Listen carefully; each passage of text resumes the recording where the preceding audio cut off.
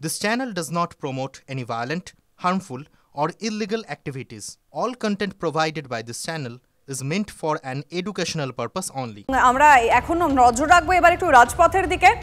তার কারণ ইতিমধ্যে বিভিন্ন কলেজ থেকে আমরা দেখতে পাচ্ছি মেয়র রোড গন্তব্য মিছিল বেরোতে শুরু করেছে। কলকাতার বিভিন্ন কলেজ থেকে দলের প্রতিষ্ঠা দিবসের অনুষ্ঠানে যোগ দিতে টিএমসিপির যারা সমর্থকরা রয়েছে তারা বেরিয়ে পড়ছেন। ক্ষুদিরাম অনুশীলন কেন্দ্রের একেবারে সামনে ঠিক এরকমই একটা মিছিলের সামনের ছবিটা দেখাবেন আমাদের প্রতিনিধি শ্রাবন্তী রয়েছেন আমাদের সঙ্গে। শ্রাবন্তী,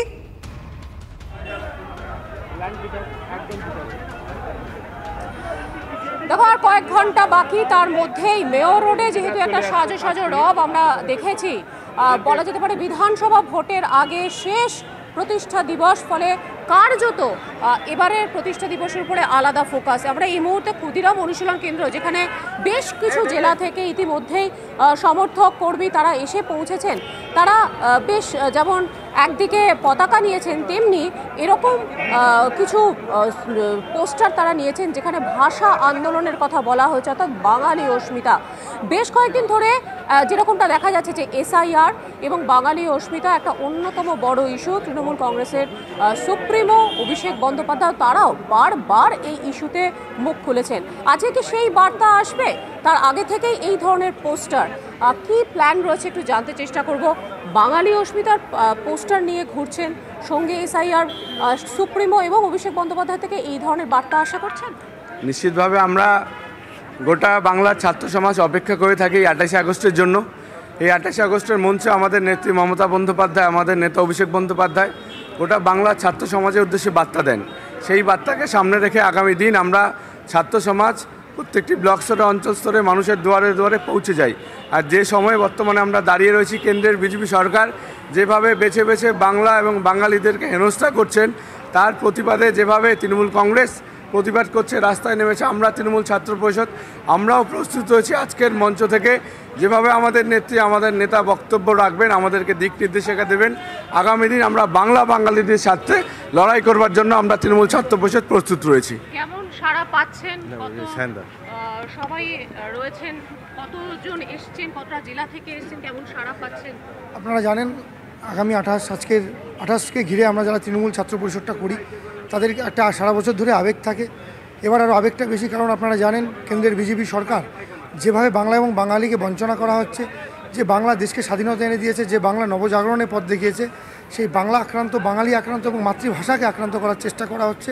প্রত্যেকটি জায়গায় যেখানে বিজেপির ডাবল ইঞ্জিন সরকার, বাংলার শ্রমিকরা যেখানে কাজ করতে যাচ্ছেন, প্রত্যেকটি জায়গায় তুমি নজর রাখো।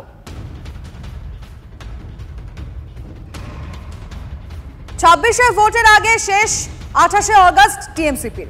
21শে জুলাইয়ের মতো 28শে আগস্টের সভাতেও ফোকাস কি বাঙালি অস্মিতা? আমি এটা নিয়ে একটু কথা বলতে চাইবো। সৌরভ গুহ এই মুহূর্তে সরাসরি আমাদের সঙ্গে রয়েছেন। সৌরভ, এক্ষেত্রে তাহলে ইস্যুটা একই? দেখো, বাঙালি অস্মিতা কিংবা এসআইআর এর বিরোধিতা করা সেগুলো তো রাজনৈতিকভাবে রয়েইছে।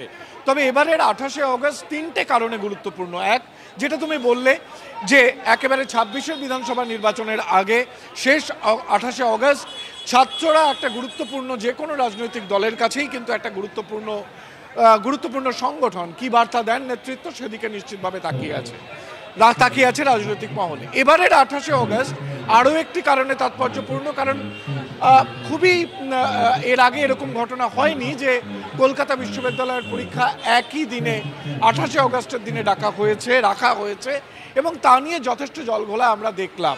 একটা সময় এই ডিসেম্বরে কলেজে ইউনিয়নে নির্বাচন নিয়ে তারা বলেছিলেন। একেবারে সঙ্গে থাকো এই মুহূর্তে বিজেপি নেতা সজল ঘোষ আমাদের সঙ্গে রয়েছেন। সজল বাবু, 21শে জুলাইয়ের মতো আমরা 28শে আগস্টেও দেখতে পাচ্ছি তৃণমূলের ফোকাসে বাঙালি অস্মিতা রয়েছে, আপনি কিভাবে দেখছেন?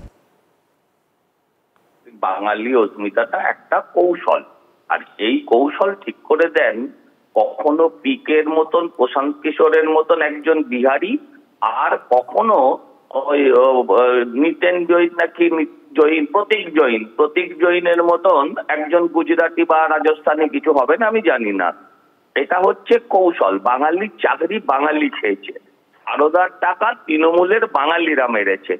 আমাদের অভয়াকে খুন করেছে, বা আপনারা তিলোত্তমাকে কি বলেন, তাকে খুন করেছে হচ্ছে আরেকটি বাঙালি। বাংলার সর্বনাশ বাঙালি করেছে। মমতা ব্যানার্জি বাংলার যত সর্বনাশ করেছেন আর ইতিহাসে বাঙালির কেউ অত সর্বনাশ করতে পারেননি। অতএব বাঙালি অস্মিতাটা কোনো কিছু না, এটা ভোটের কৌশল। কারণ বাঙালি একটি আবেগপ্রবণ জাতি, সেই জাতির সুশ্রুড়ি দিয়ে যদি ভোট নেওয়া যায়। কিন্তু বাঙালি জানে যে বাঙালিকে ভাতাজীবী কারা করেছে, বাঙালি বুদ্ধিমান জাত, এটা প্রতীক জৈনরা জানে না, এটা আইপ্যাক জানে না যে বাঙালি একটি বুদ্ধিমান জাত। তাদের এই সব করে বাঙালি সেন্টিমেন্ট করে আলটিমেটলি কিছু হবে না। বাঙালিকে পরিযায়ী শ্রমিক এই সরকারই বানিয়েছে, এটা একদম বুঝতে পারছি সজল বাবু, ধন্যবাদ আপনাকে।